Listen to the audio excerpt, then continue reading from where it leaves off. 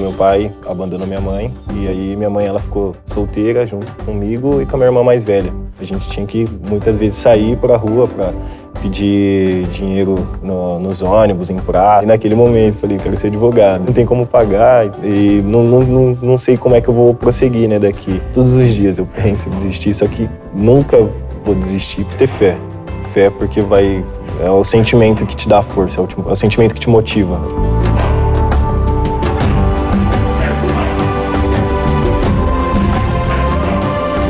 Oi, pessoal! Hoje aqui no nosso quadro Pessoas Incríveis e Extraordinárias, no nosso canal do YouTube, você vai conhecer o Thiago, que foi um cara que passou por muita dificuldade. Viveu na rua, em abrigos, foi separado da mãe, da família, mas ele perseverou e conseguiu prosperar, porque ele teve oportunidade. Portanto, o nosso programa hoje é sobre isso, sobre oportunidade e educação. Como a gente pode transformar a nossa comunidade, a nossa vida, o país e o mundo. Então, prepara que você vai se emocionar. Vem comigo.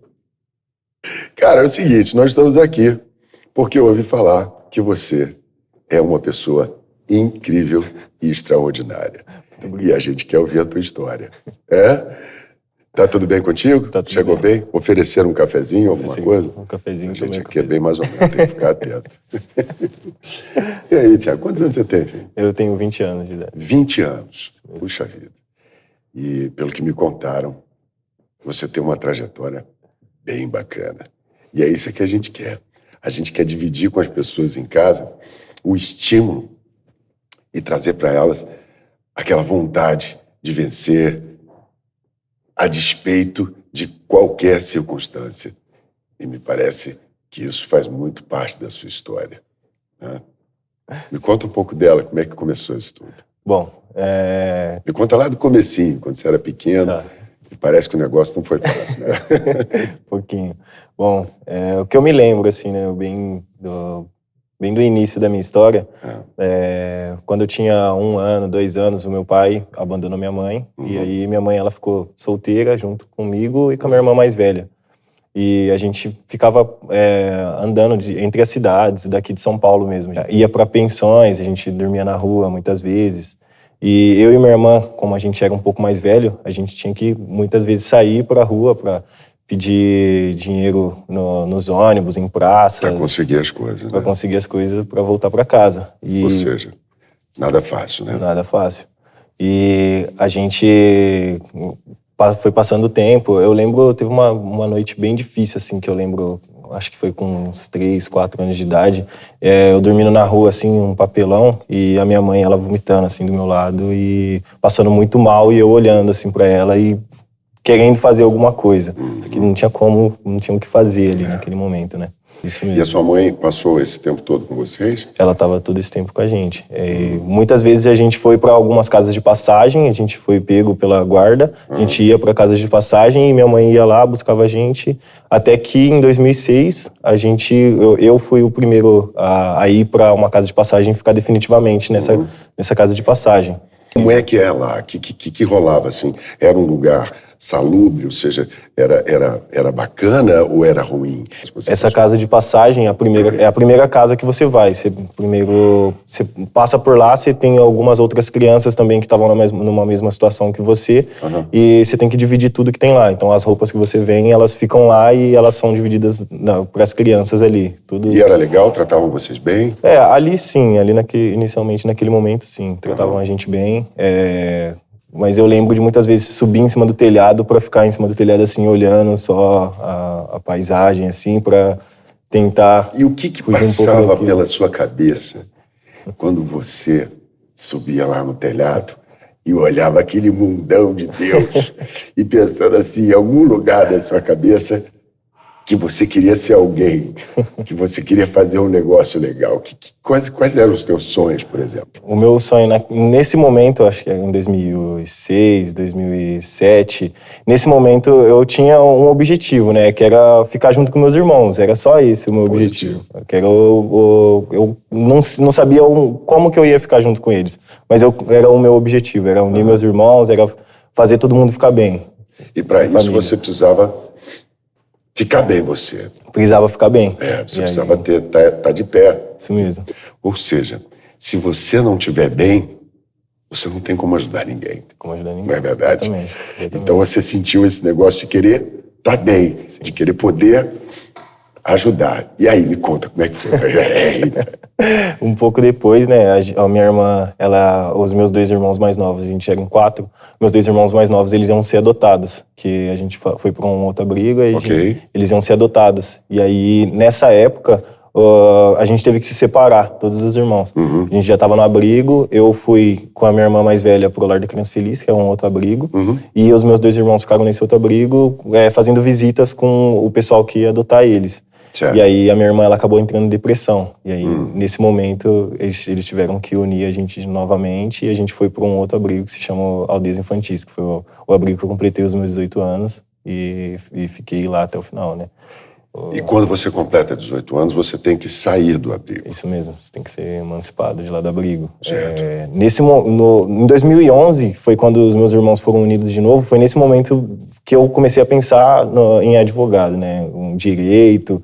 Foi no momento que eu começou a criar na minha cabeça que veio uma curiosidade, então, você queria ser advogado. Isso mesmo. Isso apareceu na sua cabeça. Isso mesmo, porque a gente fazia muitas visitas lá no... Como é que é o nome? Na cidade de Seara. A gente ia muito lá na vara da infância. Eu ia eu e os meus irmãos, e eu fiquei muito curioso com aquilo, porque via o pessoal passando de terno e perguntava... Você é advogado, não sei o que, aquilo despertou uma curiosidade e um interesse. E aí, em uma dinâmica, uma vez, dentro da sala de aula, o professor perguntou, o que vocês vão querer ser daqui a um tempo, né? Eu falei advogado. Eu falei, eu quero ser advogado. Você falou advogado? Eu falei naquele momento, eu quero ser advogado. E aí, o tempo foi passando e foi despertando esse interesse em mim durante a caminhada, né? Foi despertando isso e eu falei, eu vou correr atrás disso. Uma perguntinha. O que você faz hoje? Hoje eu sou trainee no escritório. De direito. Advocacia. De advocacia. Ai, que legal, brother. Muito bom. Que legal. Porque, olha que coisa louca, né? Nós estamos aqui fazendo um programa em que a gente quer estimular as pessoas, né? E por isso a gente busca pessoas incríveis e extraordinárias como você. Muito obrigado. Que tem uma história tão difícil de vida, não é? Com esse amor pelos seus irmãos, por esse sofrimento que vocês passaram. Mas você, em algum momento, acreditou que podia acontecer. Porque esses dias eu tava bem triste, eu tava bem pra baixo, assim, não tava conseguindo encontrar em alguma coisa, assim, um amparo. Eu falei, não sei, eu não tava conseguindo me sentir bem. E aí, ontem, o final que me ligou, ele falou, vai ter uma entrevista aqui, você quer falar um pouco? Eu falei, quero sim. Eu fiquei muito feliz com isso, porque eu tava muito triste, eu comecei a falar, Deus, por favor, me dá um negócio aí. Aí a gente apareceu. Isso aqui é legal. Foi uma coisa assim... Isso é que as pessoas não podem perder. Não podem perder. Pede que vem. Eu estava uma vez numa festa com a Alete Salles e a gente estava olhando assim, ela parou do meu lado, virou para mim e falou assim, Nelsinho, perguntaram ao Dalai Lama o que era Deus. E eu virei para ela e falei assim, o que ele respondeu, Alete? Ela disse, ele respondeu, Deus é estímulo. E saiu, foi embora. E eu fiquei com aquilo na cabeça, rapaz. E eu acredito muito nisso. Não é? O que aconteceu com você hoje, você está aqui com a gente, tal, é Deus.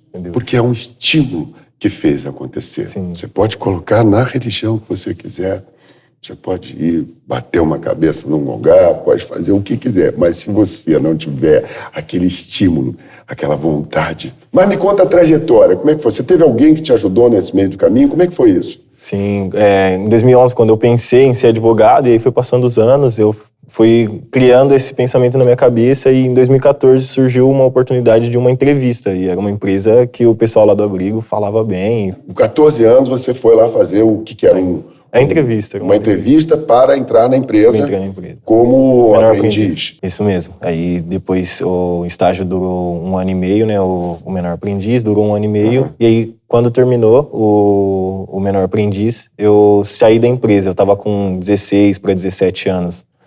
E nessa época eu fiquei desamparado, né? Porque eu não tinha um emprego, não tinha para onde ir. E eu estava prestes a sair do abrigo também, né? Eu estava quase com 17 anos, com 18 anos tinha que sair do abrigo. Ainda tinha isso. E aí eu fiquei... Você teria que sair do abrigo e sair da empresa. Isso mesmo. Ou seja... Aí eu fiquei nesse momento... Nesse momento eu fiquei desamparado. Eu saí da empresa, né? Saí da Electro. E aí deu 2017, eu fiz 17 anos e eu comecei a conversar com o Daniel, né? Daniel, precisa de um emprego, né? Você pode me encaminhar meu currículo. Ele encaminhou meu currículo pro Finoc Ustra em uma das conversas, né? Encaminhou meu currículo pro Finoc Ustra e na segunda-feira já tinha uma entrevista marcada com a Nina, né, do RH, e a gente... Salve! Isso, né, eu tava no ensino médio ainda, entrei lá no Finoc Ustra como estagiário de ensino médio, e quando eu terminei o ensino médio, eu prestei uma prova na PUC, e aí eu passei na PUC, eu fiquei muito feliz, eu falei, nossa, passei na PUC, né, e aí, Eita, mas ao mesmo tempo eu passei na PUC, e aí? E aí? E aí eu cheguei no E aí essa pessoal, horda de anjo da guarda, o que fez? Eu falei, eu passei, né, na PUC e tal, mas não tem como pagar e não sei como é que eu vou prosseguir, né, daqui. E aí o Otávio chegou pra mim e falou, não, pode ficar tranquilo que nós vamos dar uma cobertura pra você. Tá tudo bem. Que maravilha. É isso, cara. Acho que quando a gente faz as coisas, quando a gente tem esse brilho no olhar, as pessoas acreditam na gente, as pessoas investem na gente. Você foi, não é, iluminado. Divide aqui com a gente, para essas pessoas que estão assistindo, a essa nossa ideia gostosa que a gente teve para dividir o estímulo. Eu te pergunto, por que vale a pena viver a vida? Porque ela tem muita surpresa. Ela tem muita surpresa. Quando você acredita, você consegue só acreditar. Ela é muito... Como que eu posso dizer? Dinâmica. É uma caixinha É uma caixinha de surpresa, não tem jeito. Pode tentar fugir do jargão, mas é isso mesmo. A vida é uma caixinha de surpresa. Você se sente um cara corajoso? Hoje eu me sinto bem corajoso. É isso que a gente quer. É isso que a gente quer. Estimular as pessoas para que elas tenham coragem. Coragem de acreditar, coragem de arriscar. E outra, tem sempre que tomar uma atitude. Mas joga pro universo. E tem que saber que tá jogando mesmo. Não interessa. Vai rolar. Por 2 motivos. Porque eu quero e porque eu tomei uma atitude. Beleza? Beleza. Parabéns. Obrigado. É um Obrigado. orgulho muito grande estar podendo te entrevistar nesse nosso pequeno quadro de estímulo da vida. Prazer, meu irmão. Muito prazer. Saúde e paz para você. Tudo de melhor na sua vida. Agora, uma pergunta para terminar. O que você quer daqui para frente? Quais são os seus sonhos? De médio e longo prazo. Daqui a 10, daqui a 20. Conta para mim como é que o Thiago vai estar. O que você imagina?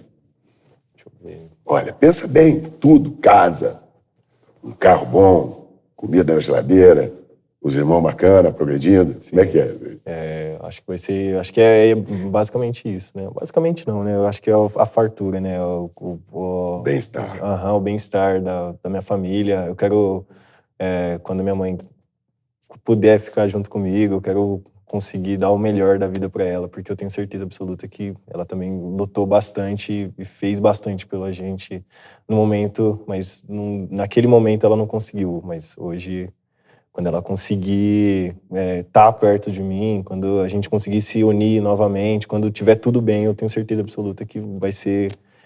acho que é esse o meu plano daqui a 10, 20 anos, a felicidade. E onde é que a tua mãe está hoje, que você fala com tanto carinho dela? Bom, eu saí do abrigo, assim que eu saí do abrigo, eu consegui o apartamento, né, que o Finoc Ustra paga lá pra mim ficar, né? E aí eu comecei a procurar minha mãe, né? Foi uma época bem difícil. Porque você já não via há quantos anos, mais ou menos? Eu já não vejo ela desde que eu entrei no abrigo, desde 2006. E ela, à medida que foi para abrigo, ela também sumiu e você também não eu tive um breve contato com ela em 2011, 2012, mas foi bem rápido, assim, porque minha irmã, ela viu ela uma vez e falou, a nossa mãe ali, a nossa mãe. E aí eu comecei a olhar assim, eu falei, mas na onde? E aí ela falou, ali. Aí o ônibus passou e foi reto. E foi esse o breve contato que eu tive com ela. E aí, assim... Viu tua mãe e aquela correria E aí, assim que a gente saiu do abrigo, assim que eu saí do abrigo, eu comecei a procurar ela, não sabia onde que ela estava, não sabia o que tinha acontecido. E eu comecei uma busca, e eu não conseguia encontrar ela em nenhum lugar. E aí eu cheguei, o Mateusão, né, um dos headers lá do escritório, cheguei pra ele, Mateusão, tem como você procurar, tem como você ver isso pra mim? Ele falou, não, beleza. E aí ele começou a procurar pra mim e ele descobriu que ela estava presa. Ah, meu Deus. E aí, nesse momento, eu falei, então eu quero tentar algum contato com ela, né? Eu quero tentar falar com ela. E ele falou, não, ela tá aqui em Campinas. E aí eu comecei a ligar aqui pra penitenciária daqui de Campinas e eu não tava conseguindo contato. E aí teve um dia que eu consegui, eu falei, eu quero falar com a Josefa, né? Que no caso é a minha mãe. Eu vou falar com a Josefa. E aí o pessoal falou assim, quem que é você, né? Eu falei, eu sou filho dela. Ela falou, nossa, a Josefa, a Maria, né? E começaram a contar sobre ela. E depois disso, né, eu comecei a ligar lá pra penitenciária para saber o que tinha acontecido com ela, né? E aí o pessoal da penitenciária falou, não, você que é o filho dela, ela falava muito sobre você. Ela queria muito saber onde que você estava. Só que ela não conseguia contato com vocês. E todo dia, quando a gente ia visitar ela, falar com ela, ela falava muito sobre vocês. E isso eu falei, não, então eu preciso muito saber isso onde te que ela tocou, tá, né? Assim.